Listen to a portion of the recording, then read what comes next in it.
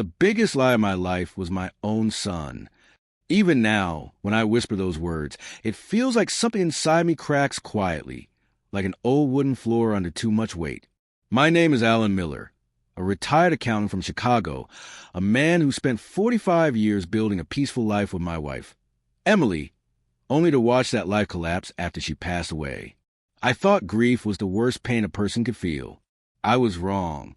There's a deeper pain, the pain that comes when betrayal wears the face of your own child. My son, Daniel Miller, 42 years old, charming, polite, clean-cut, the kind of man who smiles in photos but keeps his real self hidden in the shadows. People always told me I was lucky to have a son like him. I used to believe them. I don't anymore. If you're new here, welcome to Hidden Truths, true stories, where we share the confessions people carry in silence, sometimes for a lifetime. If you like stories filled with emotion, mystery, and real human pain, hit that subscribe button. Tonight's story is not easy for me to tell. It's the story of how a father discovered the truth about his son, and how that truth destroyed everything between us. It started 8 months after Emily's death. I was living my days slowly, like an old clock that had lost its rhythm. Some mornings, I would sit in Emily's reading chair just to feel closer to her. Some nights, I would open her favorite novel and pretend she was still beside me. And then Daniel showed up at my door with a smile that did not belong to the boy I raised. It wasn't warm. It wasn't loving. It was calculated, like a salesman who already knows he's about to make the deal of a lifetime. "Dad, we need to talk about Mom's inheritance," he said, walking straight into the living room without waiting for me to invite him in. His voice was too formal, too rehearsed, like he had practiced a line in the mirror. I didn't know it at the time, but that moment, the way he walked, the way his eyes scanned the room like he was already measuring the furniture, was the beginning of the storm that would swallow both of us whole. Back then, I still believed Daniel cared about me. Back then, I still believed Emily's memory meant something to him. Back then, I had no idea that the person I trusted the most was about to tear apart everything I had left. And as he placed a manila folder on the table and sat across from me with that cold, confident smile, I felt something deep in my chest. Not fear, not anger. A warning, a quiet voice whispering, "Alan, something isn't right." Daniel leaned back on the sofa like he owned the place. He crossed one leg over the other, tapped the folder with his fingers, and looked around the room with a strange kind of detachment, like he was seeing my home for the very first time, or worse, deciding what he would change once it was his. "Dad," he began, clearing his throat in a way that felt rehearsed, "I've spoken with some lawyers. Mom's financial situation was more complicated than we thought. Complicated. In 45 years of marriage, Emily never used that word once for money. She didn't even like surprises. She preferred everything neat, predictable, planned. So when Daniel used that word, something inside me tightened. He slid the folder across the coffee table. Everything's explained here. Mom updated her will last year. She left everything to me. I didn't touch the folder. Not because I was shocked, but because for the first time in my life, I was afraid of what the truth might be. "Daniel," I said carefully, "your mother and I always agreed this estate would come to me first. It was her idea, not mine. She wanted to make sure I'd be okay in my last years." Daniel exhaled sharply, like he was annoyed, like I was slow, like I wasn't understanding a very simple concept. "Dad, listen," his tone shifted, softer but calculated. "You're aging. You forget things. Maybe Mom thought it was better if I handled everything." A small sting hit my chest. Not because he called me old, age never bothered me, but because he said it so casually, as if my decline was a fact, not a fear, as if he'd already decided I was a burden. Then he opened a folder himself. Inside were official-looking papers, notarized signatures, legal stamps, everything polished, clean, convincing. I could see Emily's name on the top of the first page. Her handwriting, her signature, or something that looked very much like it. "Look," he said, pointing at the dates. "This is legal. This is real. The inheritance comes to me."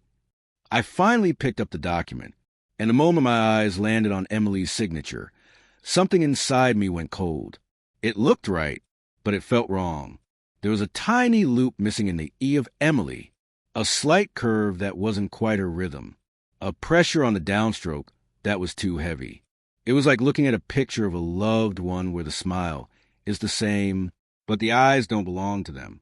Daniel watched me closely, not like a son hoping for understanding, but like a man waiting for a reaction to a trap. He said, "Dad, I know this is a lot, but it's done.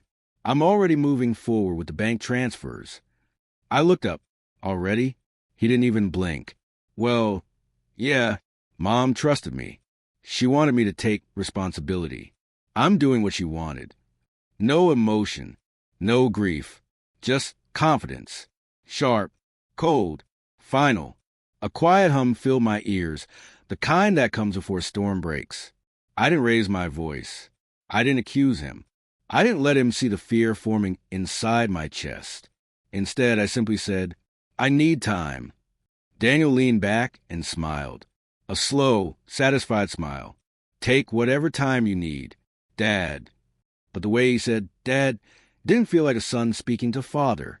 It felt like a man speaking to someone who no longer mattered. And in that moment, I realized something terrifying. My son wasn't here to talk. He was here to announce a decision he had already made, a decision he was ready to defend, no matter what it cost me. Daniel left my house that evening with the same calm confidence he had walked in with, but after the door closed behind him, the silence in the living room felt heavier than usual. It was a kind of silence that presses on your chest, reminding you that something terrible has just begun, even if you don't fully understand it yet. I stared at the document spread across the table, trying to convince myself there had to be another explanation. Maybe I was reading too much into the signature. Maybe grief was twisting my judgment. Maybe Daniel was right, and I was just tired, but deep down, I knew better. Emily and I had shared everything. There was not a single major decision she would have made without at least talking to me, especially something as significant as rewriting her will. And the signature, the more I stared at it, the more wrong it felt. Not dramatically wrong, not sloppy, just off by a few degrees, like a familiar melody played with one note out of place. I walked into Emily's study, still untouched, still holding the faint smell of her lavender candles. Her books were stacked the way she left them, her glasses resting on her desk. I opened the drawer where she kept her important documents, and right there, wrapped in the same blue ribbon she'd always used, was her real signature on our original will. The curves, the slant, the gentle pressure on the loops, it was hers. And it was nothing like the one Daniel had shown me. My hands trembled as I held the two signatures side by side. The truth was no longer a suspicion. It was a fracture, sharp, undeniable, and painful. Emily didn't sign the document Daniel brought, which meant someone else did. Someone who had access to her handwriting. Someone who knew exactly where we kept our papers. Someone who visited often enough to take pictures without anyone noticing. Someone like Daniel. A cold realization settled over me. This wasn't just a misunderstanding. This was intentional, calculated, prepared. And if Daniel had gone so far as to forge a will, then this wasn't a moment of weakness or a single poor decision. This was a plan. A long one. The next morning, I called Main Street Bank to ask about Emily's accounts. The woman on the phone hesitated before answering. Her tone careful, professional, cautious. "Mr. Miller, there's been recent activity," she said. "Large transfers. Significant amounts." My chest tightened. I asked who authorized them. Her answer came like a quiet knife. "Your son, Daniel Miller, using documents that grant him full access." I hung up the phone slowly. My heartbeat sounded like distant thunder. Daniel hadn't just planned to take the inheritance. He had already begun emptying it. Emily's savings, her investments, the money she earned over decades, the money she trusted would take care of me. Gone, or on its way to being gone. That evening, Daniel uploaded a picture on social media. Him standing beside a brand new luxury car, smiling like a man who had just won the lottery. The caption read, "New beginnings." My hands curled into fists, not from anger, from heartbreak. My son wasn't celebrating a blessing. He was celebrating a theft. And in that moment, I understood the truth I had been refusing to face. Daniel hadn't changed suddenly. He had simply become bold enough to show who he really was. For the first time in months, I didn't sleep. I just sat in Emily's study with the lamp on, holding the forged signature under my thumb, trying to understand where I had gone wrong as a father. The house felt too big without her, too quiet, too empty. Every creak in it sounded like her footsteps, and every shadow looked like her standing in the doorway, arms crossed, waiting for me to say something that would make sense of this mess. But she wasn't there, and I was alone with a truth I didn't know how to carry. The next morning, I drove down to the law office where the supposed updated will had been notarized. It was a small building on the south side, the kind of place that blends into background. Inside, the air smelled like old paper and cheap coffee. A young assistant greeted me with a polite smile that didn't reach her eyes. When I gave her the document, her expression shifted almost instantly, like she recognized something she shouldn't. "One moment, Mr. Miller," she said before disappearing into a back office. I waited. 10 minutes. 15. 20. The longer I sat there, the more certain I became that something was terribly wrong. Finally, the assistant returned, her face pale. "I'm sorry," she said quietly, "but this notary hasn't worked here in over 2 years." The room tilted slightly. "What do you mean?" She shook her head. "The stamp is ours, but the signature is not. And whoever issued it used a discontinued seal. It was all the confirmation I needed. And yet, somehow, hearing it made everything feel heavier, more real, like someone laid a cold hand on the back of my neck. On the drive home, my thoughts drifted back to Daniel as a kid, running to the yard with a scraped knee, cheering at his basketball games, hugging Emily after every win. I remember the night he graduated college, how Emily cried because she was proud. I remembered the way he used to call me Dad, with warmth, not calculation. Where did that boy go? When I got home, I found Daniel already waiting on my porch, leaning against a railing with the same confident smirk on his face, as if the world itself bowed to his timing. "You went to the law office," he said before I could speak. "Dad, come on. This is getting embarrassing. You're making this harder than it needs to be." I didn't answer immediately. I studied his face instead, my son's face, but sharper, colder, almost unfamiliar. "Daniel," I said slowly, "tell me the truth. Did you forge your mother's signature?" He laughed, actually laughed, a short, dismissive sound. "Dad, do you hear yourself? Why would I need to forge anything? Mom trusted me." I stepped closer. "Then why was the notary stamp fake?" For the first time, his expression wavered. Not guilt, annoyance. Like a child caught in a lie, he didn't think anyone would question. He straightened his jacket, exhaled sharply, and spoke in a calm, even tone. "Listen, Mom wanted me to have control, because you're not capable anymore. You can barely keep track of your own medications. You're lonely, depressed, unstable." My voice cracked, but I forced it steady. "Don't twist this. Your mother never doubted me." Daniel's eyes hardened. "People get old, Dad. People lose grip. Mom saw that. I see that. It wasn't just a lie. It was an insult to Emily's memory, and to everything I still was." I stared at him, feeling something cold settle inside me. Not anger, not fear, clarity. The boy I raised was gone, and the man standing in front of me wasn't here to help me. He was here to take everything. Everything Emily saved. Everything we built. Everything she trusted me with. And he wasn't planning to stop. Daniel stepped past me into the house without waiting for an invitation, moving with the same entitled confidence he had shown since the day he brought those forged papers. He walked straight to the living room, glanced around as if assessing the place again, then sat down on Emily's favorite chair, the one she used every evening with her cup of tea. He knew exactly what he was doing. He knew that chair carried memories. He knew it still smelled faintly of her lavender perfume. Sitting there was not an accident. It was a message. "So," he said, resting his hands on his knees, "let's talk like adults." I stood near the doorway, gripping the frame to keep myself steady. "What do you want, Daniel?" He shrugged casually. "I want you to sign the transitional documents." Make the state transfer smooth. No drama, no lawyers, no investigations. You get to live here. I don't want the house. I just need control over everything else. Everything else. Our savings. Emily's investments.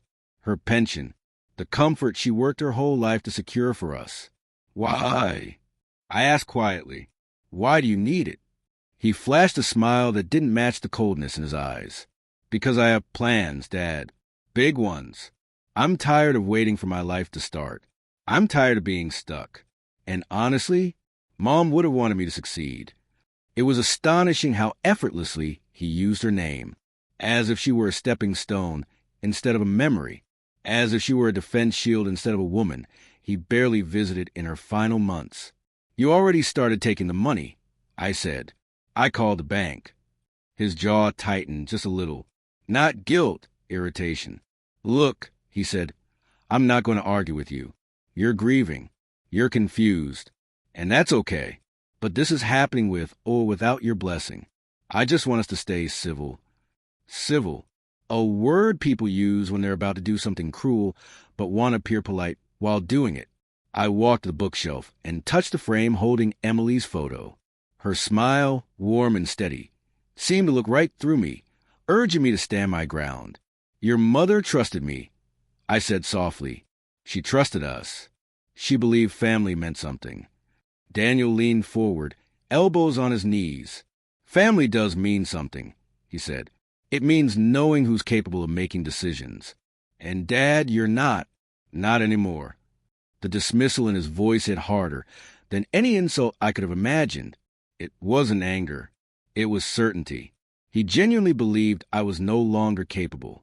Not because it was true, but because it made his plan easier to justify. I took a slow breath. Daniel, if you walk down this path, you'll lose me. He looked at me with an expression I had never seen on my son's face before, something like amusement mixed with pity. I lost you a long time ago, he said. Right around the time you let Mom suffer alone while you drown in your work. The words cut deep, colder than ice. He knew exactly where to strike. Emily's illness had come fast, faster than either of us expected. I had been working long hours in those early months, trying to pay for the treatments. I wasn't as present as I should have been. It was the one regret I carried every day. Using that against me wasn't just cruel, it was strategic. Daniel stood up and straightened his jacket. I'll come back tomorrow, he said. Think it over. Don't make this harder than it needs to be. He walked to the door and paused. Dad, this is just business. Don't make it emotional. Then he left. The house fell silent again. But this time, the silence didn't feel empty. It felt like a warning. Because if Daniel was willing to weaponize Emily's memory, he was willing to do much worse. After Daniel left, I stayed standing in the doorway long after his car disappeared down the street.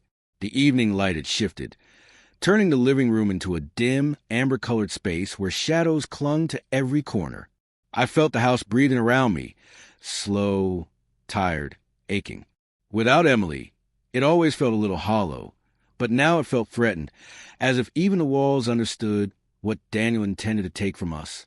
I walked to the kitchen and poured myself a glass of water, but my hands were trembling too much to drink it. I set the glass down and leaned on the counter, trying to steady my breath. I wasn't just hurt. I wasn't just disappointed. I was beginning to realize that my son was not simply misguided or greedy. He was dangerous.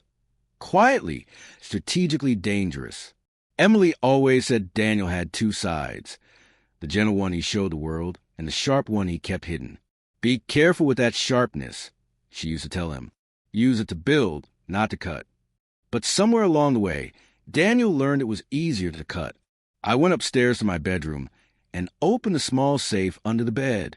Inside were documents Emily and I had prepared years ago.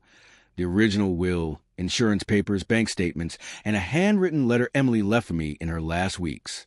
I hadn't opened it yet. I had been too afraid of what it might say, too afraid that her final words might break me even more. Tonight, though, something inside me shifted.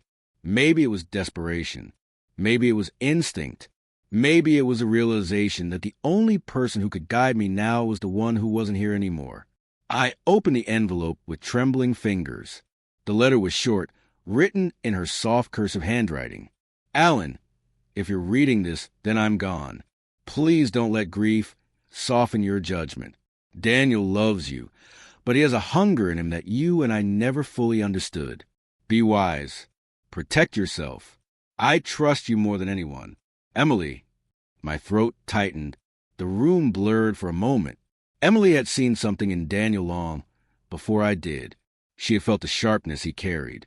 And now her warning felt like a whisper through time, reaching me exactly when I needed it. I refolded the letter carefully and placed it back in the safe. For the first time since Daniel walked into my home with those forged documents, I felt clarity. Painful clarity, but clarity nonetheless.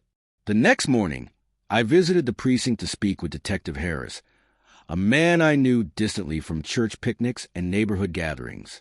He had always been kind, steady, trustworthy. I told him I needed advice, unofficial advice. He listened calmly, arms crossed, eyes sharp. When I finished telling him everything, he didn't speak for a moment. Alan, he said finally, this isn't just a family issue. This is fraud, forgery, identity theft, financial abuse, and if the transfers continue, it could be grand larceny. But if you want this handled quietly, you need to move carefully. I don't want him arrested, I said. He's my son. Harris nodded slowly. Then you need evidence. Real evidence. Enough to confront him safely. Enough to stop him. I left the station with a weight in my chest. Evidence. Proof. Something undeniable. That night, I went through every box, every drawer, every file Emily had kept. Old letters, medical bills, appointment reminders, journals. Anything that carried her handwriting. I compared them one by one to the signature Daniel presented. Every comparison told the same story. Emily didn't sign that document. Hours passed while I worked under the yellow glow of the desk lamp. Midnight came and went. And somewhere around 2 a.m, as I laid out the forged signature among Emily's originals, I noticed something I had missed before, a faint, almost invisible indentation on the forged page. Not handwriting. Something pressed underneath it. I held the paper against the lamp. A number, a partial phone number, imprinted as if someone wrote on a sheet placed on top of this one. I recognized the area code. It wasn't a lawyer. It wasn't the bank. It was Daniel's friend, the one who always seemed too eager, too clever, too ready to help. The forgery wasn't just Daniel's idea to Part 7. It was almost equal to 2,900 characters. The next morning, I woke up feeling older than I had in years. My back ached, my eyes burned, and my mind felt like it had been running all night, even while I slept. But the faint indentation on that forged document, that partial phone number, kept echoing in my thoughts like a quiet alarm. Daniel wasn't working alone, and if I could find out who helped him, I could finally understand how far this plan went. I dialed the number slowly, each digit tightening the knot in my stomach. After 3 rings, a voice I recognized instantly answered. Yeah. It was Mark, Daniel's closest friend since college. A man who had always carried a charming smile, but whose eyes never matched the warmth of his words. A man who joked too easily about bending rules, skipping consequences, taking shortcuts. I had never trusted him, though Emily always said I was too suspicious. I said nothing and hung up immediately. I didn't want him knowing I was looking.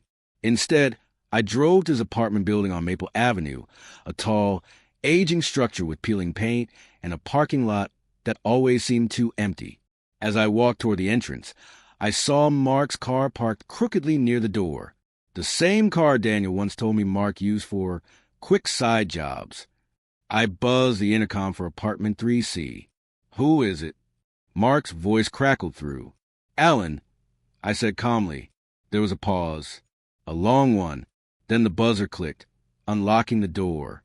Inside, the hallway smelled faintly of cigarettes and old carpet. Mark's door was slightly open before I even reached it, like he had been watching through the peephole. Mr. Miller, he said, forcing a smile that didn't hide the unease in his eyes. To what do I owe the pleasure? I stepped inside. The apartment was cluttered with papers, electronics, and takeout boxes. A laptop sat open on the table, its screen covered quickly by Mark's hand as he moved to greet me. "I won't take much of your time," I said. "I just have a few questions." He swallowed, barely noticeable, but enough. "About what?" I pulled the forged document from my coat pocket and placed it on his coffee table. His eyes flicked to it, just for a second, but in that second, every doubt I had vanished. He knew exactly what it was. "I didn't do anything wrong," he said quickly. Too quickly. "Daniel told me everything was legal." "Legal?" I repeated softly. "A notary stamp from someone who hasn't worked in 2 years? My wife's signature, missing her own handwriting patterns? Money moving before I was notified." Mark shifted in place, running a hand through his hair. "Look, Daniel said you agreed to update the will. He said you were sick. He said..." "Sick?" I stepped closer. "Did he say I was dying?" Mark's silence was the answer. My chest tightened not from fear, but from realization. Daniel wasn't just painting me as old or confused. He was building a narrative, one that justified every action he took. "Mark," I said quietly, "I'm going to ask you one last question. Did you help him forge a signature?" His eyes darted toward the laptop, toward the stack of papers, toward the door, as if every exit was failing him at once. When he finally spoke, his voice cracked. "Mr. Miller, I didn't want to, but Daniel said he needed it. He said you weren't safe to manage anything anymore. He said your wife would have wanted him to step in." My stomach twisted. Emily's name again. Always her name. "How much did he pay you?" I asked. Mark covered his face with his hands. His shoulders slumped into feet. 25,000. For a moment, everything in the room went quiet. Daniel hadn't just stolen. He had invested in the theft. I turned to leave, but Mark called out behind me. "Alan, be careful. Daniel's not thinking straight. He's desperate." He said he'd do whatever it takes to finish this. I paused at the doorway. "Whatever it takes?" I repeated. Mark nodded. "He's not stopping. Not now. He's too deep in it." I walked out of the apartment with a cold certainty settling in my bones. My son wasn't just greedy. He wasn't just ambitious.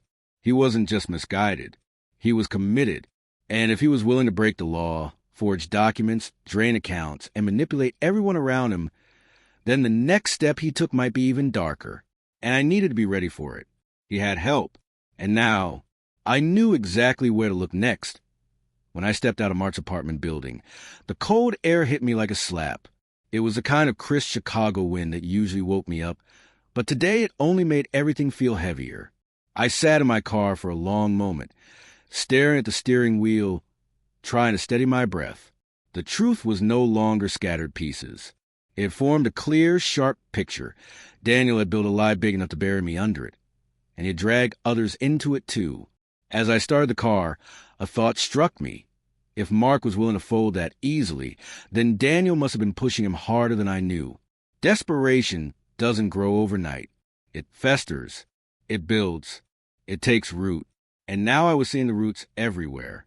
I drove home slowly, replaying Mark's words. "Daniel's not thinking straight.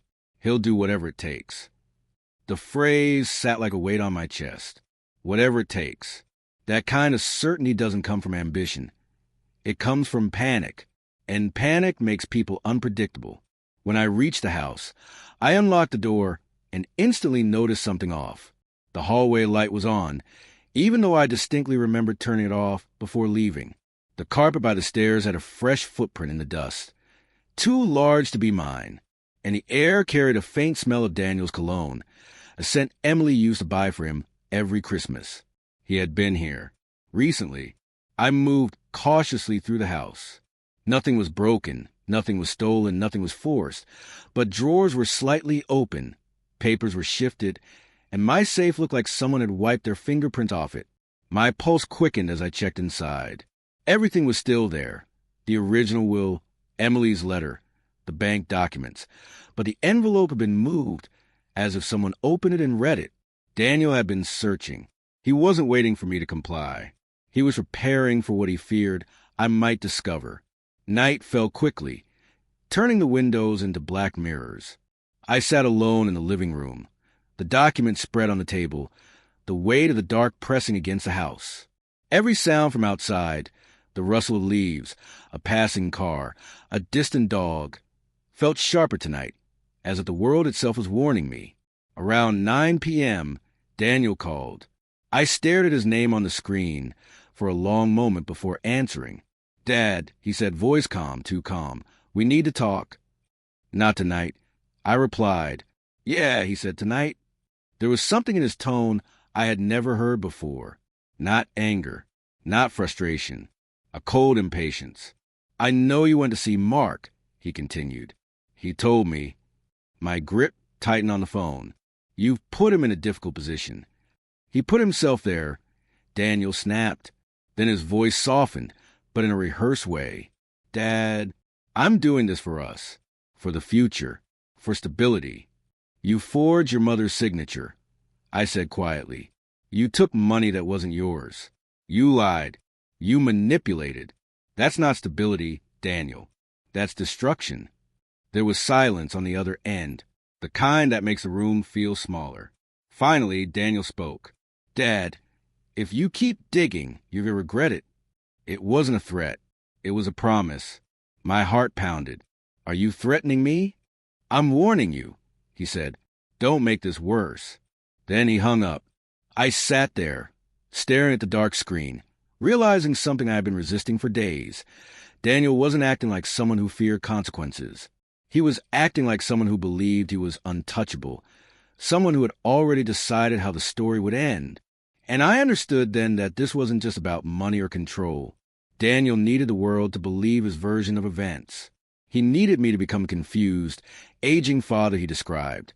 He needed me to collapse under the weight of his narrative. And if I refused, he would push harder, much harder. I looked around the house, the photos, the furniture, the memories, and felt Emily's presence like a whisper. "Protect yourself." For the first time, I locked every door, every window, every entrance. Not because I was afraid of strangers, but because I was afraid of my own son. The house felt different that night. Every sound echoed deeper. Every shadow stretched longer, and the walls seemed to pulse with a quiet tension I couldn't shake. I sat in the living room with the documents spread out in front of me, but I couldn't focus on a single word. Daniel's voice lingered in my ears, calm, cold, certain. "If you keep digging, you're going to regret it."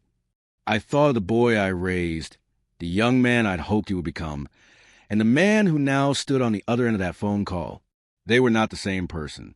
Somewhere along the way, something inside him twisted into a darker version of himself, and I had been too blind, too trusting, too hopeful to see it.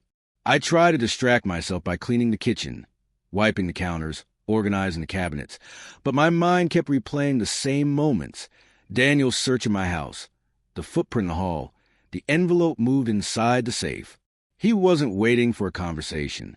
He was searching for something he believed could ruin him. Around midnight, exhaustion finally dragged me upstairs.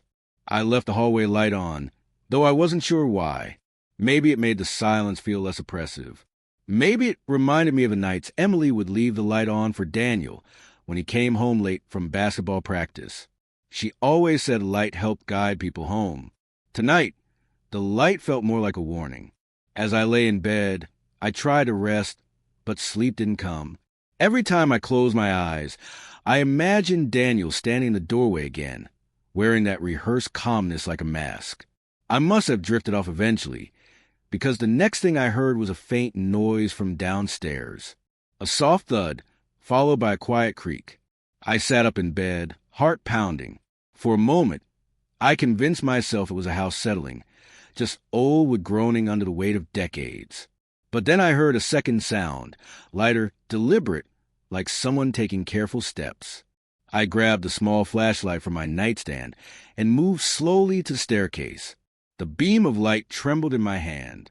As I reached the top of the stairs, I saw a faint glow coming from the living room. My heart raced. I had turned off all the lights before going to bed. I descended one step at a time, breathing as quietly as I could. When I reached the bottom, I peered around the corner. Someone was standing by the coffee table. Tall, still, focused. It wasn't a stranger. It was Daniel. He didn't notice me at first. He was flipping through the documents with precision, pausing at Emily's letter, holding it as if studying the thickness of the paper, as if looking for something more than words. "Daniel," I said quietly. He froze, then slowly turned his head. His face showed no guilt, no surprise, only irritation.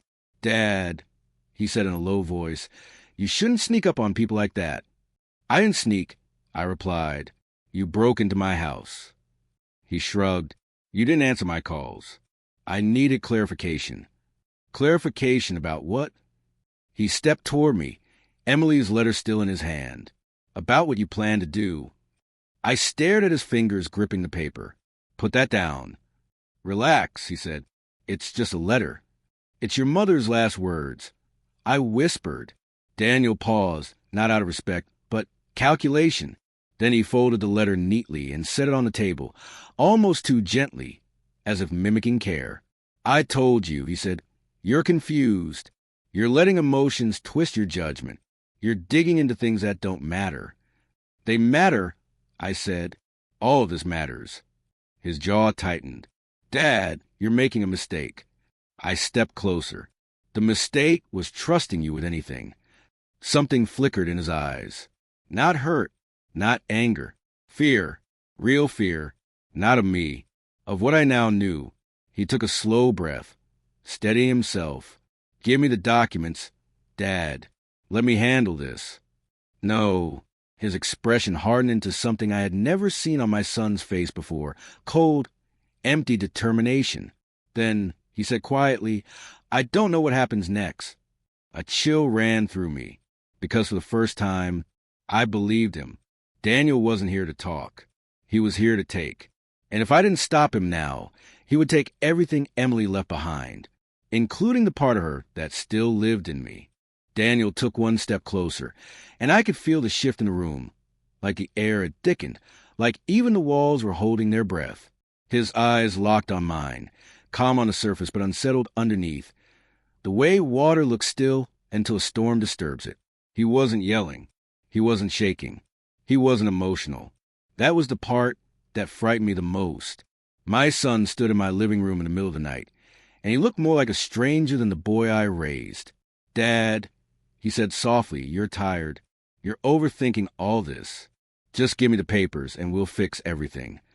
"There's nothing to fix," I said. "You forged your mother's signature. You drained her accounts. You broke into my house. That's not a misunderstanding. That's a crime." He exhaled slowly, eyes flicking to the documents on the table. "You don't understand the pressure I'm under. You think I'm doing this because I want to hurt you? No, I'm doing this because I don't have a choice." "You always have a choice," I said. "You made the wrong one." He shook his head. "No, Dad, you don't know what you're talking about." His voice cracked slightly, just enough to reveal a sliver of truth beneath the mask. "I owe people, real people, not the kind you negotiate with. I needed money fast, and I needed it clean." "So you stole from your mother?" I asked. He flinched. "I didn't steal. I took what should have come to me anyway." "Emily didn't think so," I said. "She warned me. She saw this in you before I did." A spark of anger lit in his eyes. "You're using her against me now?" I'm repeating her words. Daniel's jaw tightened. "If Mom were here, she would have sided with me." "No," I said firmly. "She would have been heartbroken." That struck him. For the first time, something raw flickered in his expression. Something like shame, something like pain. But it vanished as quickly as it appeared, replaced by cold resolve. "Give me the documents," he repeated, stepping closer until we were only a few feet apart. "No." Silence filled the space between us, thick and heavy. Daniel studied me, maybe looking for fear, maybe looking for weakness. I stood still, not because I wasn't afraid, but because letting him see my fear felt like handing him another weapon. His eyes drifted toward the safe. "You think you can stop me? You think a few old papers are going to change anything?" "These papers prove the truth," I said, "and the truth will protect me." He laughed, Quiet, humorless. Truth doesn't protect anyone. Dad. Power does. Influence does. Money does.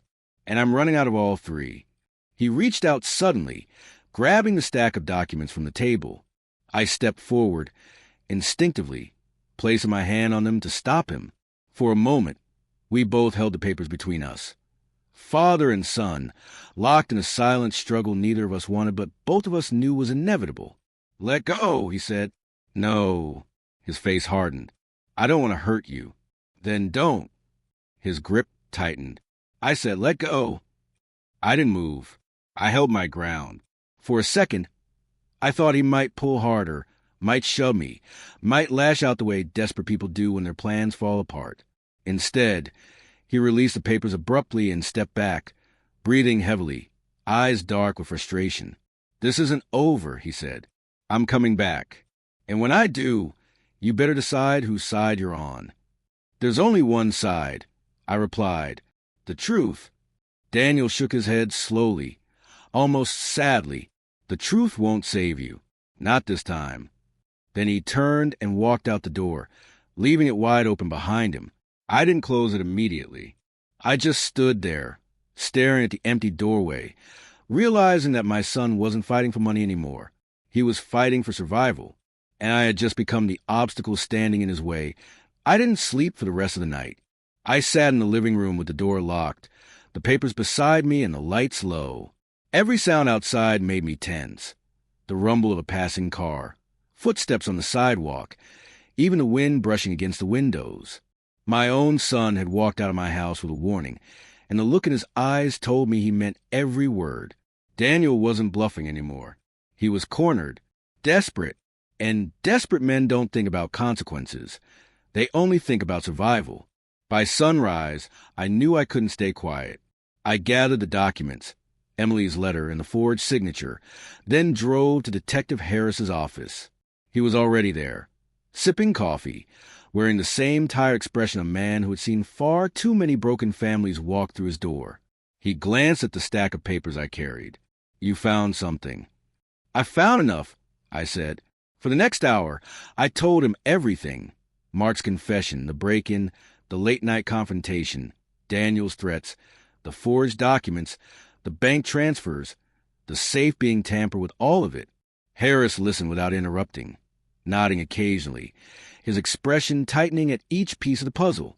When I finished, he leaned back in his chair and folded his arms. "Alan, this is bigger than you think. If what you're saying is true, your son could face years in prison." "I don't want him in prison," I whispered. "I want him to stop." Harris sighed. "Stopping might not be an option anymore. You've got enough evidence to press charges. And after last night, I'd advise you to file a protective order." The words hit me like a weight on my chest. A protective order against my own son. "I can't do that," I said. "You need to," Harris replied calmly. "Daniel is escalating. You're not safe." I shook my head. "He's still my boy." "Not right now, he isn't." There was no judgment in his tone, just truth. Truth I didn't want to face. Harris stepped away and returned with a folder. "At least let me do this. I'll have officers drive by your place. I'll file an internal note. If anything happens, anything at all, we'll respond immediately." It was enough to give me comfort, but it was enough to keep me standing. When I got home, the house felt colder. I checked each room, each window, each lock, even though I knew Daniel wouldn't try something during the day. He preferred shadows, moments when people were half asleep or vulnerable. That was the part of him I didn't recognize. By afternoon, I realized something else was missing. My phone buzzed constantly, unknown numbers, voicemails from lawyers I never contacted, emails from banks requesting urgent confirmation. Daniel was trying to create noise, confusion, a digital smokescreen. I shut the phone off and sat at the kitchen table, staring at the quiet space that once held Emily's laughter. I found myself reaching for a chair, pulling it closer, as if the memory of her presence could steady me. Around 5 p.m., there was a knock at the door. Not loud, not soft, 3 steady taps, the rhythm Daniel always used when he was younger. My heartbeat stuttered. I walked to the door and opened it slowly. But it wasn't Daniel. It was Mark. His eyes were wide, hand shaking slightly. His voice cracked as he spoke. "Mr. Miller, I shouldn't be here, but you need to know something." "What is it?" "Daniel's meeting someone tonight. Someone he owes. He's trying to use your documents to negotiate. He said if they don't accept, he'll find another way. He's not stopping." I felt my stomach drop. "Where is he meeting them?" Mark hesitated, glancing over his shoulder. "The old pier. Midnight." "Why are you telling me this?" Mark swallowed hard. "Because Daniel's not in control anymore, and I'm scared of what he might do." He stepped back from the door, his voice trembling. "Don't go there alone, Mr. Miller. Whatever happens tonight, don't go alone." Then he ran down the steps and disappeared into the evening light, leaving me with a decision heavier than anything I had ever faced. Daniel was spiraling. He was losing control. And midnight was coming. Fast. After Mark left, I stood in the doorway for a long time, watching the street as the daylight slowly faded into evening. The sky turned a dark shade of blue, the kind of color that feels like a warning. Too calm, too quiet before a storm. The idea of Daniel meeting someone at midnight on the old pier felt unreal at first, like something that belonged in someone else's life, someone else's nightmare. But everything that had happened in the past week had already pushed me far beyond anything I ever thought possible. I walked back inside and locked the door. The house felt colder than it had that morning, as if Daniel's presence still lingered somewhere in the shadows. I sat at the kitchen table, staring at the documents in front of me, and tried to make sense of the situation. My son wasn't just desperate. He was cornered. And when people like that are cornered, they don't think. They react. They lash out. They gamble everything, even the people they love. A part of me wanted to ignore Mark's warning. Let the meeting happen without me. Let Daniel face the consequences alone. But another part, the part Emily nurtured in me for decades, couldn't do that. Despite everything, Daniel was still my son. And if he was walking into danger, I couldn't just sit here and pretend I didn't know. Around 7 p.m., I called Detective Harris. "Alan," he answered. "Everything all right?"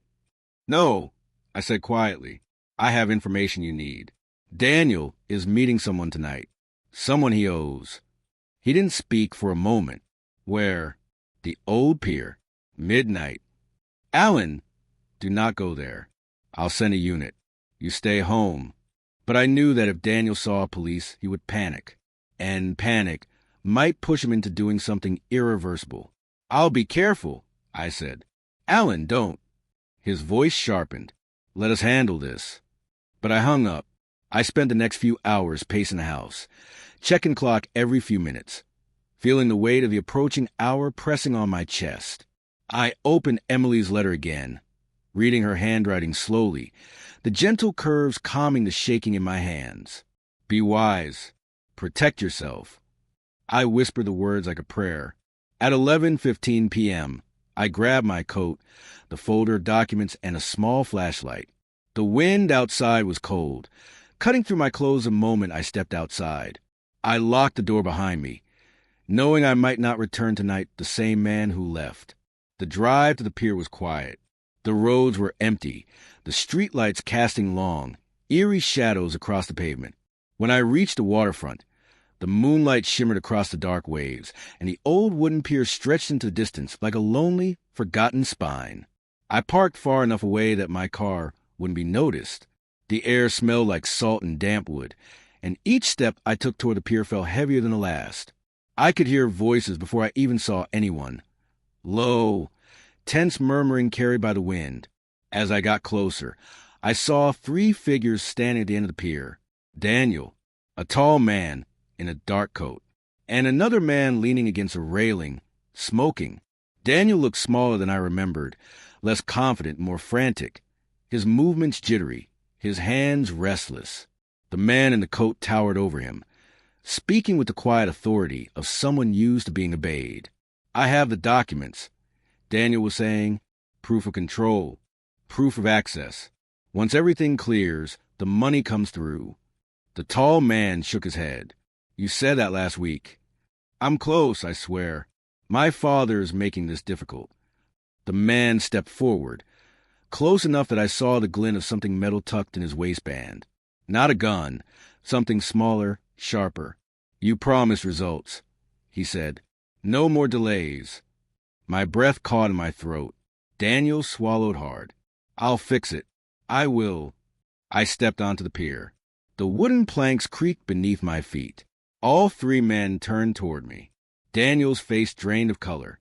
Dad, what are you doing here? The tall man narrowed his eyes, and the night suddenly felt darker than it ever had before. Daniel stared at me like I was a ghost, like I had stepped out of shadows to ruin whatever fragile deal he was trying to hold together. His shoulders tensed, his jaw clenched, and that calm confidence he wore so often began to crack right in front of me. Dad, he said slowly, voice trembling just enough to betray him. You shouldn't be here. I could say the same to you, I replied. The tall man took a step forward. His coat shifted enough for me to clearly see the handle of the knife tucked at his hip. His eyes were dark, expression unreadable. He looked me up and down, assessing me the way someone might assess a problem they weren't expecting. Who is he? The tall man asked. My father, Daniel muttered. He bringing us what you owe? The man asked, eyes narrowing. Daniel shook his head quickly. No, he's confused. He doesn't know what's happening. I know exactly what's happening, I said, stepping further onto the pier. My son is in trouble, and instead of asking for help, he's digging himself deeper. The man in the coat shifted his weight, never taking his eyes off me. This old man going to be a problem? Daniel stepped between us, palms raised. He's leaving. Dad, go home. Now. I'm not leaving, I said. The shorter man leaning on the railing flicked his cigarette into the water and stood straighter, his expression tightening. The pier felt suddenly smaller, the cold wind sharper, as if the night itself sensed what was about to happen. Daniel's voice broke. Dad, please. You don't understand. I understand more than you think, I said. I know about the forgery, the bank transfers, the break-in. I know you're trying to fix a mistake by making bigger ones. Daniel closed his eyes for a split second, pained. Stop talking. The tall man turned to him. Forgery? Break-in? You didn't say anything about that. Daniel's face went pale. It's not what it sounds like.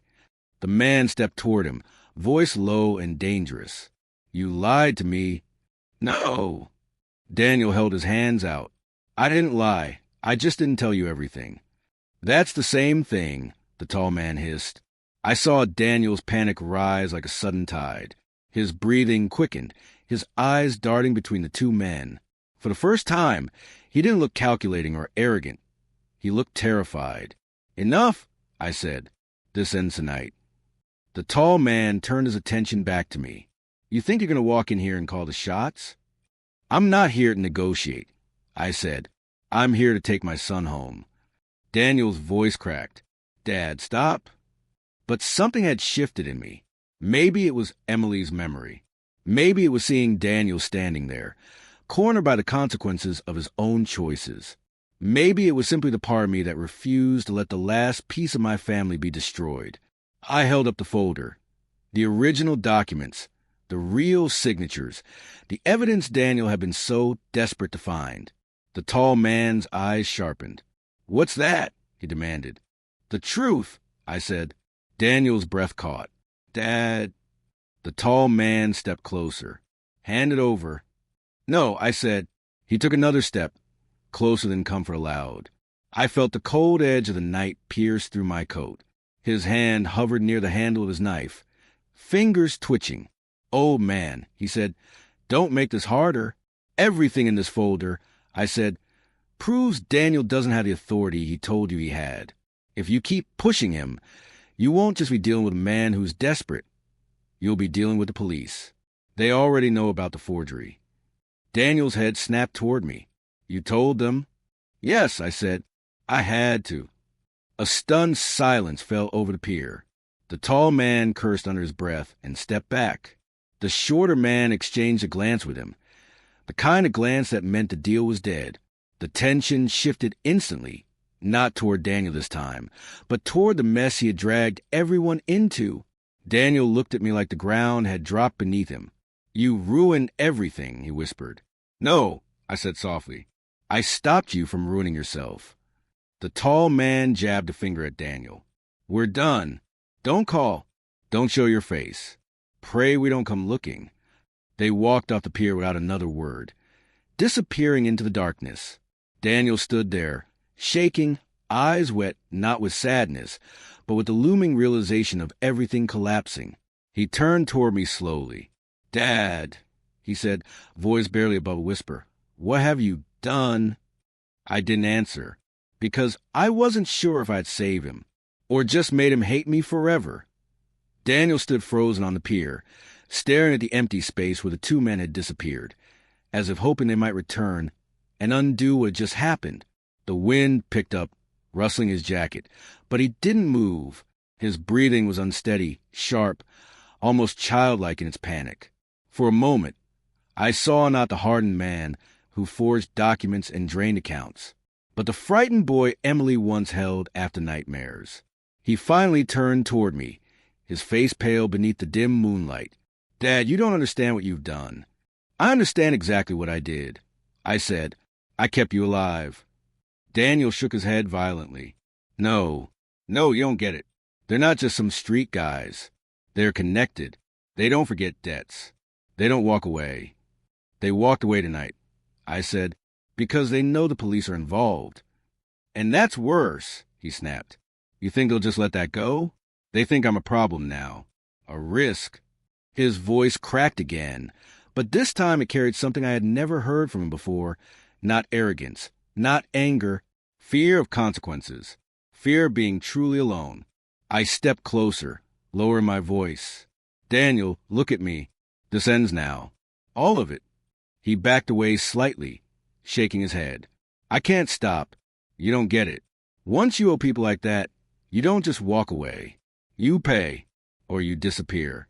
You don't owe them anymore," I said. "I'll fix this. I'll talk to the police. We'll get ahead of it."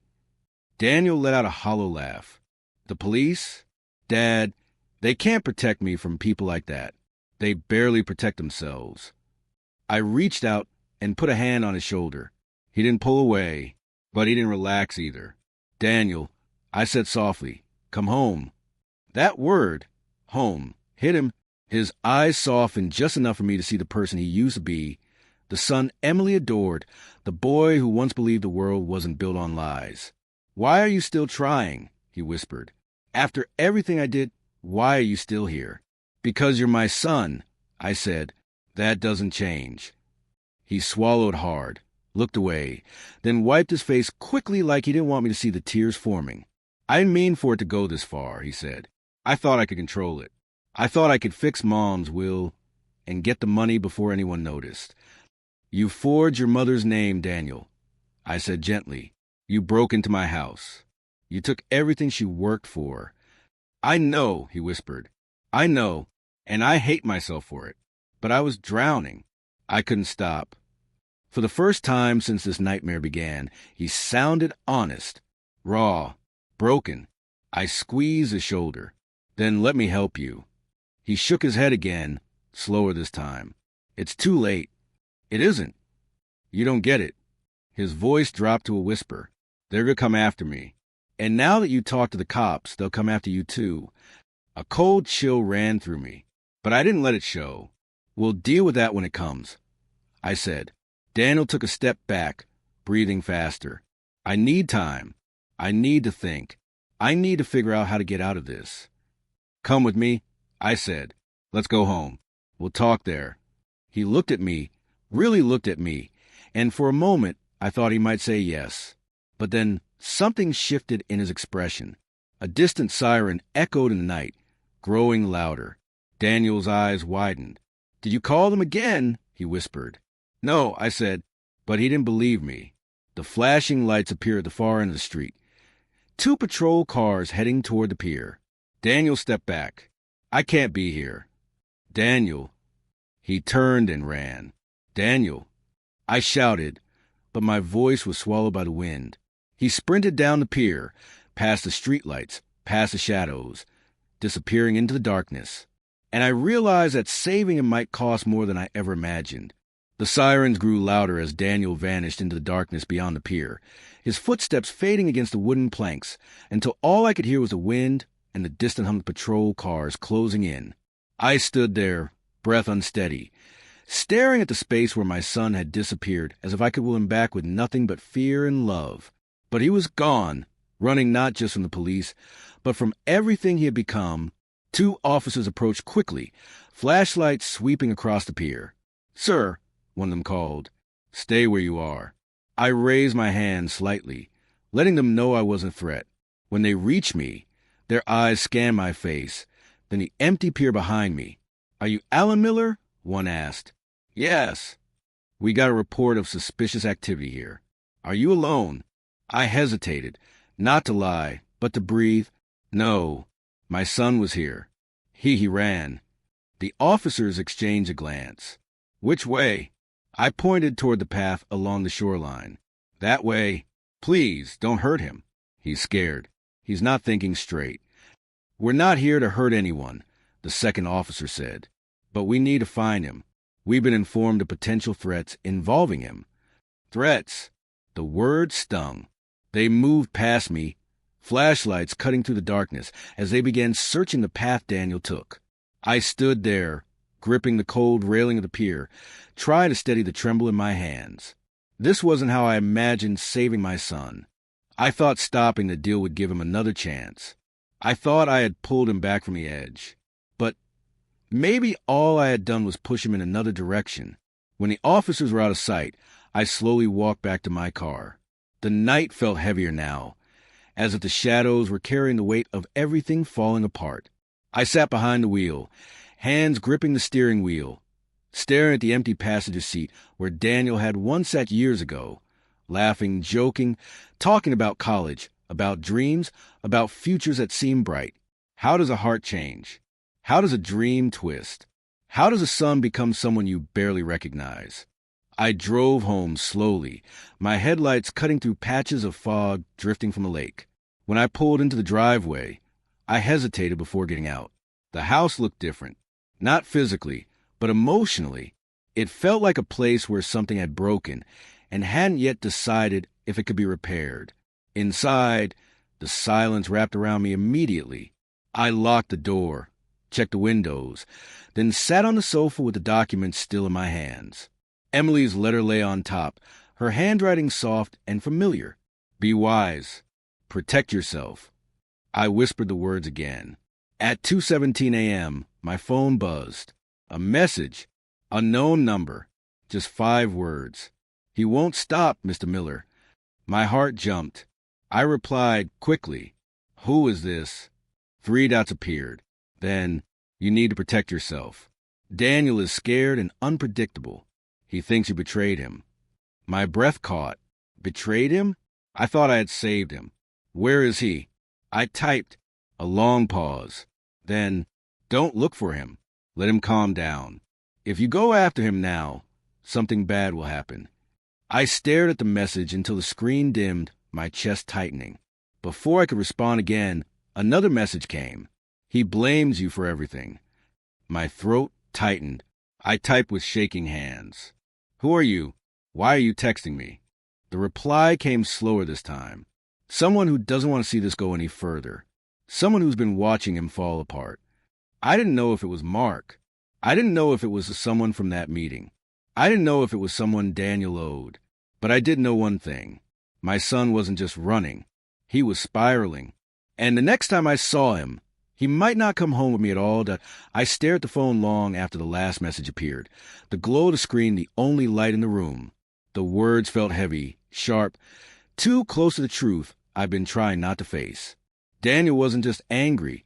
He was unraveling. And someone out there, someone watching him closely enough to know his state of mind, believed he was dangerous. I set the phone down and rubbed my temples. My thoughts were scattered, tangled between fear and responsibility. Emily's picture on the mantel seemed to watch me with quiet sadness, as if she already knew this moment would come. I walked over and picked up the frame, running my thumb over the glass. "What would you do?" I whispered. "Of course." There was no answer, just the soft hum of the refrigerator and the distant rush of cars moving through the sleeping city. By morning, I hadn't slept more than 15 minutes.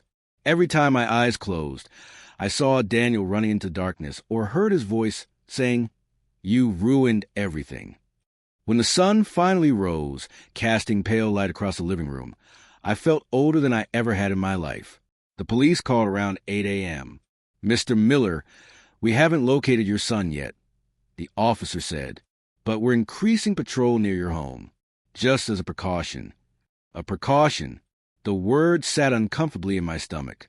After the call, I went into Emily's study and carefully placed all the documents, real and forged, into a sealed envelope. I put it in the bottom drawer of her desk and locked it. I didn't trust the safe anymore. Daniel knew too much about it. And if he came back, I didn't want him finding anything. By midday, I forced myself to eat something, though my hand shook as I lifted the spoon. The silence in the house felt unnatural now, like even the walls were listening. Every floorboard creak made my heartbeat jump. Around 2 p.m., there was a sudden knock at the door. 3 knocks. Slow, heavy, measured, not the rhythm Daniel used. I approached the door cautiously and peered through the peephole. A woman stood there, mid-30s, dark hair pulled into a ponytail, wearing a worn black coat. Her eyes looked tired, worried, even haunted. I didn't recognize her. "Mr. Miller?" she called softly. "Please, I need to talk to you." I hesitated, then opened the door just enough to see her clearly. "Who are you?" I asked. "My name is Rachel," she said. I'm a friend of Daniel's." My heart tightened. "What do you want?" She glanced over her shoulder nervously before speaking. "He came to my place early this morning. He was shaking. He kept saying you were trying to ruin him, that you were working with the police to put him in jail." "I'm trying to save him," I said. She nodded quickly. I know you are, but he's not thinking clearly. He's scared and angry, and he's convinced everyone's against him." I opened the door a little wider. "Where is he now?"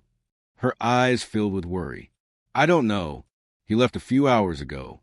He said he needed to finish things before it all falls apart." A chill ran through me. "Finish what?" She shook her head. "He wouldn't tell me, but he kept saying something about proving he was right, that he'd show everyone he wasn't weak." I felt my legs weaken. "Did he say he was coming here?" Rachel hesitated. "He said he needed closure, and that he needed to deal with you before anyone else." The words hit like a blow to the chest. I leaned against the doorway, steadying myself. "Rachel, do you think it would hurt me?" Her silence was answer enough. When she finally spoke, her voice trembled. "He's not the Daniel you remember. He's scared.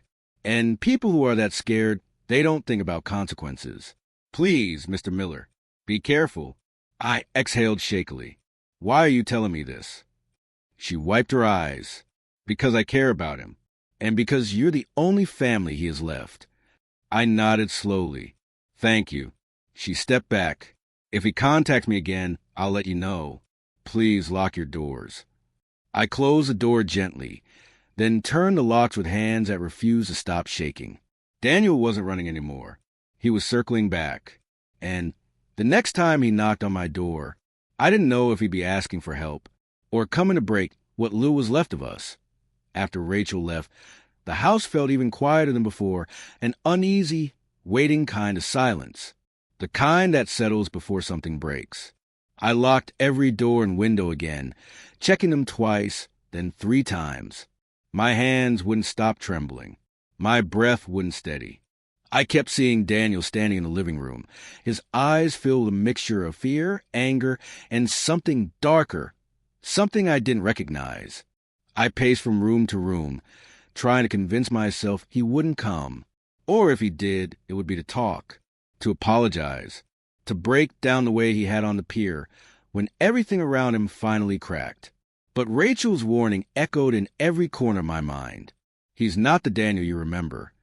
Around 5 p.m., I went into Emily's study again.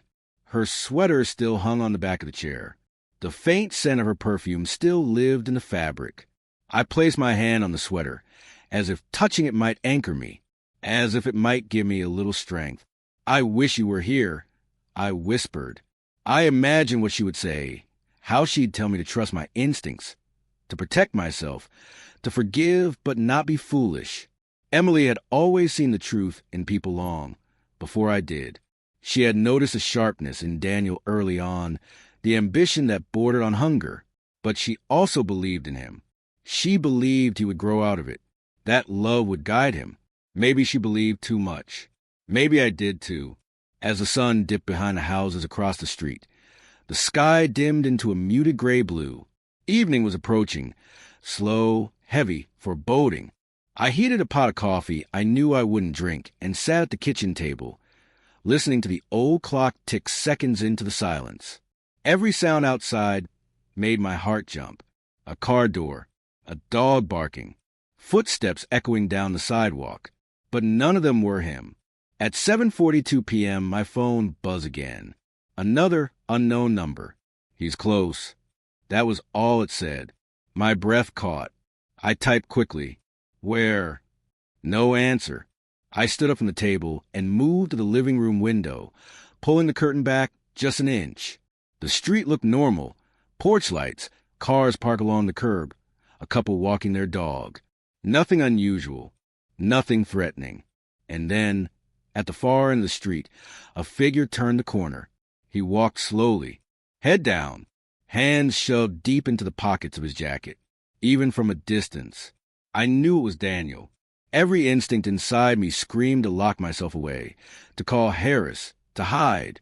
But another part of me, the part that loved him, the part that raised him, the part that believed somewhere inside him was still my son, kept me rooted to the floor. He reached the walkway and stopped at the bottom of the front steps. He didn't move, didn't speak, just stood there, staring at the door as if waiting for it to open on its own. I opened a few inches. "Daniel," I said quietly. His head lifted slowly. The look in his eyes, it wasn't anger. It wasn't fear. It wasn't even hatred. It was emptiness. A hollow, exhausted emptiness. "Dad," he said, voice low, rough. "Can I come in?" Every instinct in me hesitated, but I nodded. He stepped inside, closing the door behind him with deliberate slowness. His clothes were damp from the evening mist, his hair messy, his face pale and drawn. He looked like he hadn't slept in days. He stood in the hallway without taking another step, his eyes flicking between me and the living room, as if he wasn't sure where he belonged. "I didn't know where else to go," he whispered. I swallowed, my voice barely a breath. "You came home." He looked down at his hands, trembling at his sides. "No," he said quietly. "I didn't come home." He slowly lifted his eyes to mine. "I came to say goodbye." For a moment, I couldn't move. The word goodbye hung in the air like smoke, slow, heavy, impossible to breathe through. Daniel didn't look at me. He stared at the floor, his chest rising and falling in quick, uneven breaths. His hands shook so badly he hid them in his pockets. "Daniel," I said softly, "what do you mean goodbye?" He let out a weak, hollow laugh. "It means what it means, Dad. I'm done. I can't fix this. I can't dig myself out anymore. And I'm tired of running from everyone, including you." I stepped closer, cautious, like approaching a wounded animal. "You don't have to run. We can fix this. Together." "There is no together anymore," he whispered. "You called the police. You destroyed the deal. They think I betrayed them, and now they think I'm a liability." "You're drowning," I said. "I did what any father would have done." He lifted his eyes, red, wet, exhausted. A father wouldn't hand his son to the cops. I exhaled shakily. "I handed you a chance." He looked away. His jaw tightened. "I don't blame you. Maybe you were right. Maybe this is who I am now." "No," I said firmly. "This is what fear has made you. But fear could be reversed." He stepped back, shaking his head. "Dad, you don't know everything." His voice cracked. "You don't know what else I did." A cold ripple moved down my spine. "Then tell me." He swallowed hard. "After Mom died, I wasn't just broke. I wasn't just desperate. I was reckless. I gambled more than money. I gambled with people who don't forgive. I told myself I'd pay them back when the inheritance cleared. And when I realized I wasn't getting anything, I panicked. I forged a will. I broke in. I stole everything I could get my hands on. I know, I said. He shook his head again, fiercer this time. No, Dad, that's not all. His voice dropped lower. There's a reason they were willing to meet last night. A reason they were willing to make a deal. My heartbeat quickened. What reason? Daniel's breathing deepened, his eyes filling with dread. Because I offered them something bigger than money. I felt the room tilt. What did you do? His voice was barely a whisper. I gave them information about someone who trusted me, someone important, someone who doesn't know I betrayed him. He looked up at me, desperation tightening every word. And if that gets out, it's over for me. I stared at him, stunned. Daniel, what kind of information? He shook his head. I can't say. If I speak it out loud, it becomes real. And if it becomes real, they'll come after both of us. I felt cold to the bone. Then why are you here? He took a slow step toward me, eyes shimmering with defeat. Because I can't keep looking over my shoulder. I can't keep living like this. I thought maybe if I said goodbye, it would be easier for both of us. It won't be easier, I said, my throat tightening. Losing you would destroy me. He blinked rapidly, like he was trying to keep himself together. Dad, I don't want to hurt you. I swear I don't. That's why I stayed away last night. That's why I didn't come here angry. I'm not here to blame you. Then what are you here for? I asked. He reached into his pocket, and for a terrifying moment I braced myself, until he pulled out a small, crumpled envelope. He held it out. This explains everything. If anything happens to me, you need to give this to Detective Harris. I stared at it, unable to move. Daniel, please, he whispered. Just take it. My hand trembled as I reached out. The envelope felt too light for the weight it carried. I wanted to tear it open right there. Demand answers. Drag the truth out of him before it was too late. But Daniel stepped back. Don't open it now. Not while I'm here. Why not? He took a shaky breath. Because it'll change the way you look at me. Daniel. Suddenly, he turned toward the door. Wait, I said, panic rising. Where are you going? He looked over his shoulder, eyes full of something that broke me completely. To face what I created, he said, and maybe to finally stop running. He opened the door slowly. A cold gust of wind rushed in. He stepped outside. Before I could reach him, before I could say anything else, he whispered one final line. Goodbye, Dad. And then he disappeared into the night. I stood in the doorway long after Daniel disappeared down the street, the cold air settling around me like a warning I didn't want to understand. The envelope in my hand felt heavier with each passing second, as if the truth inside it was growing, pushing against the paper, demanding to be released. But I couldn't open it. Not yet. Not while his last words still echoed in my mind. Goodbye, Dad. I closed the door slowly and locked it. For a moment, my legs weakened, and I leaned against the wall, breathing in short, tight bursts. My son had come to say goodbye. Not for a night, not out of anger, but out of belief that he might not return. And I didn't know if that belief came from fear, guilt, or something far more dangerous. I walked to the kitchen table and placed the envelope in front of me.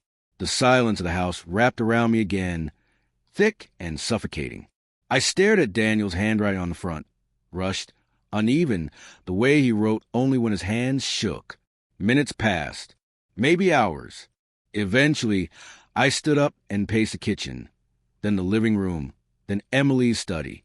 Everywhere I went, I felt her presence, soft, steady, reminded me that love didn't always come easy, that family required strength even when everything was breaking. By 10 p.m., I couldn't sit still anymore. I grabbed my coat, the envelope, and my car keys. I didn't know where Daniel had gone, but I knew where he might. People don't walk into the unknown without a place in their mind, a place that represents endings or beginnings. For Daniel, that place was the old marina where he used to fish with me as a boy, a quiet, forgotten part of town. The roads were nearly empty as I drove, the orange glow of the streetlights flickering across the windshield. The sky was cloudy, hiding the moon, making the night feel heavier.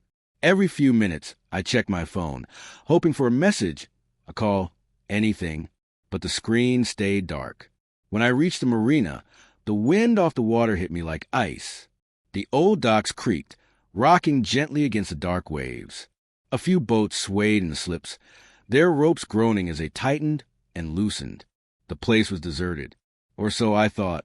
Halfway down the main pier, I saw a figure sitting at the edge, legs dangling over the water, shoulders slumped, head lowered. Daniel. I approached slowly, each step careful, deliberate, as if one wrong movement might send him sinking deeper into whatever darkness he'd fallen into. When I got close enough, he didn't turn around. "You shouldn't be here," he said quietly. "You knew I'd come," I replied. He let out a long breath. "Yeah, I guess I did." I sat down beside him, leaving a few inches of space between us. The waves below lapped softly against the wooden beams. The air smelled like salt and damp rope. For a long moment, neither of us spoke. Then he said, "Do you know what the worst part is, Dad?" I waited. It's not the debt, or the people I betrayed, or even the mess I made. He swallowed hard, voice trembling. It's that somewhere along the line, I stopped believing I deserved anything good. Not love, not forgiveness, not a second chance. I felt my chest tighten. "Daniel." He shook his head. "You don't understand. I hurt people. I use people. And when things got bad, I dragged you into it too. I never meant to, but I did." He turned slightly, eyes glossy. "Mom would hate the man I've become." "No," I said firmly. "Your mother believed in redemption. She believed in the parts of people they hide when they're scared." He looked down at the water. "Well, the parts I'm hiding aren't worth saving." I pulled the envelope from my coat. "This says otherwise." His jaw tightened. "I told you not to open it." And I didn't. I placed it gently on the wooden plank between us. "But you came back here. So tell me, Daniel, what were you planning to do?" He didn't answer. Not right away. His eyes drifted toward the dark water below us, and for the first time, I understood the fear in Rachel's voice. Not fear of violence. Fear of loss. Fear of finality. I moved closer. "Daniel, look at me." Slowly, he did. His eyes were broken. Tired. Afraid. "I didn't come here to end anything," he whispered. "I came because I had nowhere else to go. I came because I thought if this is the last place I ever sit, maybe it should be somewhere I once felt safe." I exhaled, my relief mixed with something deeper, grief. "You're not alone," I said. He blinked hard. "Then help me, Dad, because I don't know how to help myself anymore." And for the first time since this nightmare began, my son reached for my hand. When Daniel's hand touched mine, it was weak, cold, hesitant, like he wasn't sure he deserved even that small connection. I held it anyway, gently but firmly, grounding him the way I used to when he was a child afraid of thunderstorms. For a moment, the only sound around us was the water pushing softly against the wooden posts, the wind brushing past like it was trying not to interrupt. Daniel stared ahead, eyes unfocused. "It's strange," he said quietly. "I spent months thinking I could handle everything on my own, and now I can't even trust myself to stand without falling apart." "You don't have to stand alone," I said. "Not anymore." He swallowed hard. "Dad, what if I tell you everything, and you can't look at me the same way? What if I say it out loud, and it destroys whatever's left between us?" I turned toward him. "Daniel, the only thing that destroys us now is silence." He closed his eyes, and for a long moment, I thought he wouldn't speak. But finally, he exhaled and said, "I didn't just betray someone important. I betrayed someone dangerous. Someone who trusted me because of who you were." My blood ran cold. "Because of me?" He nodded. "Your old friend, Harris." I stared at him, stunned into stillness. "Detective Harris? What did you do?" Daniel's voice cracked. "He came to me months ago, asking questions about Mom's accounts, the estate, things that didn't make sense. I got scared. I thought he was digging into the debts I owed, so I tried to protect myself. He wiped his face with the back of his hand. I told the wrong people that Harris was involved in something he wasn't. I made him look corrupt. I made him look guilty. And they believed me because they thought I was reliable. My stomach twisted. Daniel, he shook his head, tears surfacing. I didn't think they'd act on it. I didn't think they'd actually come after him. But they did.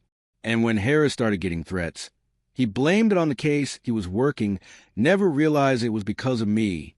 I felt the weight of the revelation settle into my bones.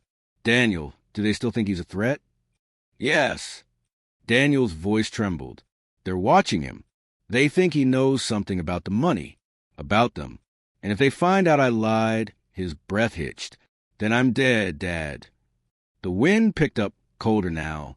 The marina lights flickered behind us like dying stars.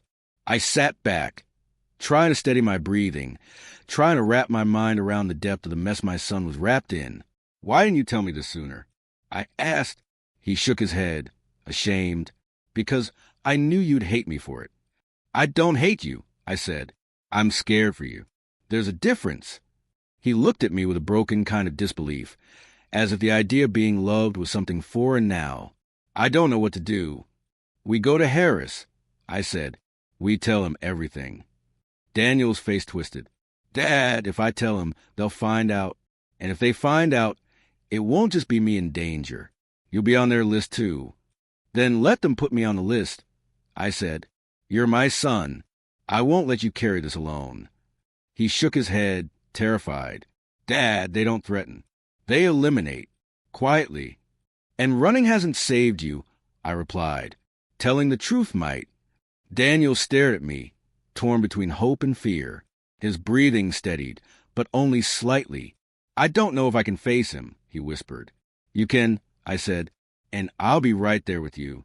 He nodded slowly, as if the decision physically hurt him. Then he wiped his eyes and stood up, shaky but determined. Okay, he whispered. Let's do it. As he took a step forward, a sudden beam of light cut across the pier, bright, sharp, blinding. We both froze. A car had pulled into the parking lot. Headlights pointed straight at us. Daniel's grip on my arm tightened. Dad, he whispered, voice trembling. That's not Harris. The car door opened. A silhouette stepped out. And just like that, the night turned dangerous again. The silhouette stepped out of the car slowly, the headlights still flooding the pier a harsh white glow that made everything feel unreal, like we were frozen in a spotlight we never asked for. Daniel's grip on my arm tightened until I felt his nails through my sleeve. Dad, he whispered, barely breathing, we need to move now. But I couldn't move. Not yet. I needed to know who had found us. The figure walked forward, the slam of the car door echoing sharply across the empty marina. As the person came into the light, my stomach dropped. It wasn't Harris. It wasn't either of the men from the pier the previous night. It wasn't anyone I recognized. It was a man in a dark gray jacket, hands in his pockets, expression cold and flat like a man who had learned long ago to work without emotions. Daniel exhaled shakily, voice cracking. He's one of them. The man stopped about 20 feet from us. Daniel Miller, he said calmly, as if reading off a list. You've made this very difficult. Daniel stepped in front of me instinctively. Leave him out of this. This is between you and me. The man gave a small, almost dismissive tilt of his head. Your father inserted himself the moment he involved the police. That changed the situation. I didn't involve anyone, I said firmly. I only told him my son was in danger. You told him enough, the man replied. And now we're here to clean up what you both complicated. The way he said clean up sent a wave of cold through my body. I moved closer to Daniel. What do you want? I asked. Information, the man said. The same information your son promised us in exchange for clearing his debts.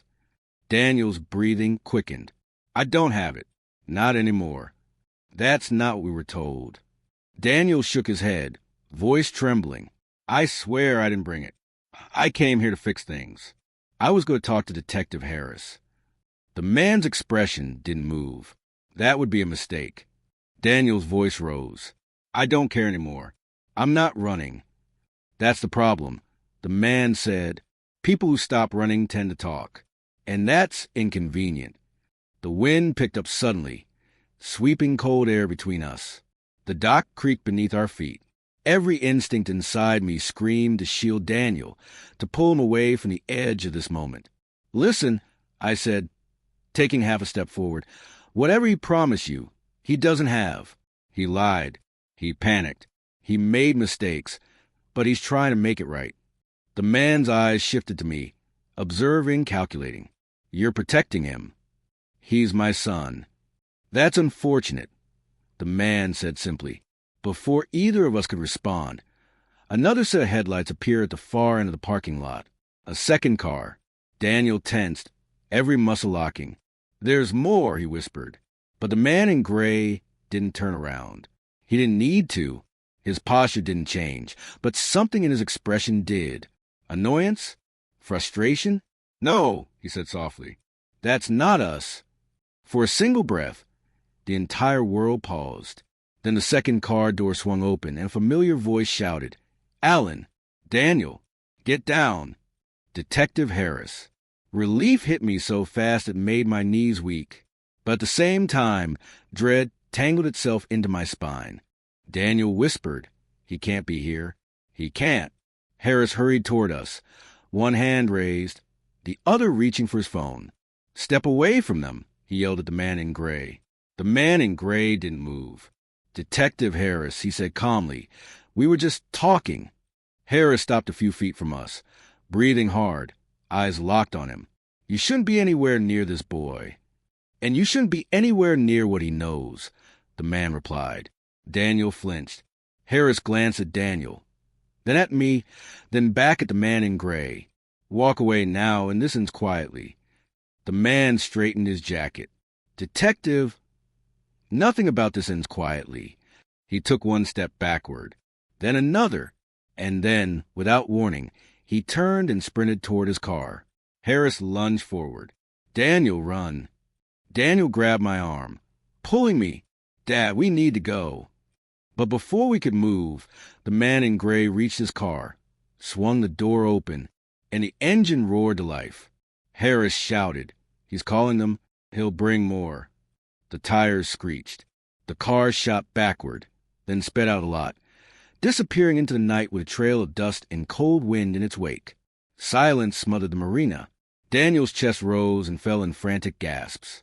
Harris looked at him, anger, confusion, worry all twisting together. Daniel, Harris said, voice low but steady, we don't have time. You need to tell me everything. Right now. Daniel looked at me. His eyes were full of fear, full of guilt, full of the truth he had been running from. Okay, he whispered. I'll tell you. And in that moment, I knew there was no turning back. Daniel stood there trembling, framed by the dim lights of the marina, caught between the man he had been trying to be and the man he had become. Harris stepped closer, lowering his voice, trying to pull him back into the present moment. Daniel, he said, start talking. Daniel swallowed hard, wiped his face with shaky hand, and nodded. Okay. He looked at Harris, then at me, as if making sure we were both real and still there. It started months ago. When Mom died, everything just fell apart. I owed money everywhere. I owed people I shouldn't have been dealing with. I tried to get ahead of it, but every time I fixed one thing, something worse fell apart. Harris crossed his arms. You told someone I was involved in something criminal. Daniel closed his eyes, shame tightening his jaw. Yes. I panicked. They kept asking me who was looking into the estate, who might know something, who might be suspicious. And I didn't want them to look at me. So I used your name. Harris stiffened. You put me in danger. I know. Daniel's voice cracked. I didn't think they'd actually do anything. I didn't think they'd take it seriously. But once they believed it, they wanted more. They wanted your habits, your case files, your movements, anything that could make you look like a threat. Harris cursed under his breath. That explains everything. The calls. The threats. He looked at Daniel, anger and disbelief battling in his eyes. You realize how many lives you jeopardized? Daniel nodded quickly. Yes, yes, I do. I know what I've done. I know what I deserve. Harris stared at him long and hard, then finally asked, And what did you promise them tonight? What information were they expecting? Daniel looked down. Bank routes, access patterns, people tied to the estate, names. A cold heaviness moved through me. Daniel, you never had that information. I know, he whispered, but they didn't know that. I made them think I did because I was desperate. Harris rubbed his face. And now they're coming because they think you're going to expose everything. Daniel nodded. Yes, and because they think I lied to them. They don't forgive lies. The wind pushed across the pier again, colder now, sharper. Harris took a slow breath, then shifted his attention to me. Alan, he said, we need to get out of here. Right now. I blinked, startled. Why? He's talking. He's finally talking. And they're listening, Harris said. That man wasn't here to negotiate. He was here to confirm you two were still in one piece. The next ones won't ask questions. They'll handle the problem. Daniel's face drained. Dad, he's right. If they're coming, they know where we live. They know where you work. They know everything. Harris pulled out his phone. Get in my car. Both of you. We're going to the station. You'll give a full statement. Every detail. Every name. It's the only way to get ahead of them. Daniel hesitated, staring toward the dark water, as if part of him still wanted to disappear into it. Dad, if I do this, there's no going back. There never was, I said softly. He looked at me, broken, scared, searching for some version of himself that didn't exist anymore. I don't want to drag you into more danger. You didn't drag me, I said. I walked in, because you're my son.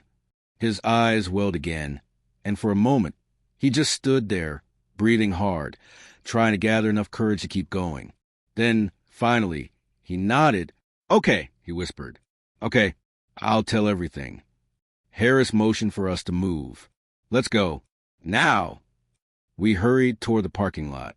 The marina lights flickered behind us. Every shadow felt like a threat. Every passing car light made Daniel flinch. Harris kept looking over his shoulder, hand near his holster. When we reached the car, Harris clicked the remote, unlocking all the doors. Daniel stopped abruptly. What is it? I asked. He wasn't looking at the car. He was looking at the road behind us. A pair of headlights had just turned the corner. Slow, silent, too deliberate. Harris saw it too. Get in the car. Now. Daniel grabbed my arm. Dad. The headlights brightened, aimed directly at us. The engine growled. Then it accelerated. Fast. Too fast. Harris shoved Daniel toward the back seat. Move. Daniel stumbled inside. I followed, slamming the door behind me. Harris jumped into the driver's seat just as the approaching car roared forward. Harris! I shouted. I see it. The other car sped straight toward us, and the impact was seconds away. The car came at us like a bullet, engine screaming, headlights blinding, cutting through the night with a force that felt almost unreal. Harris slammed the gear into reverse and floored it. Our tires screeched against the pavement as we shot backward, the seatbelt crushing against my chest. The attacking car missed us by inches, skidding across the wet asphalt before spinning sideways in a sharp arc. Hold on, Harris shouted. Daniel grabbed the back of my seat, knuckles white, breath ragged. Dad. But Harris wasn't done. He whipped the wheel, shifted into drive, and launched us out of the marina with a jolt that nearly threw me sideways. The attacking car recovered quickly, tires screaming as it swung around and followed. They're not stopping. Daniel cried. No, Harris said, eyes locked on the road. They never do. We sped down the long stretch of the waterfront road, the yellow streetlights blurring past. The other car closed in, inch by inch. I could hear its engine growling behind us, hungry, determined. Dad, Daniel whispered, shaking. I'm sorry. I'm so sorry. I reached back and grabbed his hand. We get through this, I said. Together.